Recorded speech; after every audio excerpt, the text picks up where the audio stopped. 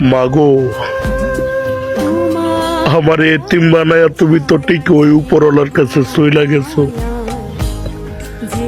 একবারও আমার কথা ভাবলা না, আমার কি উপায় হইব?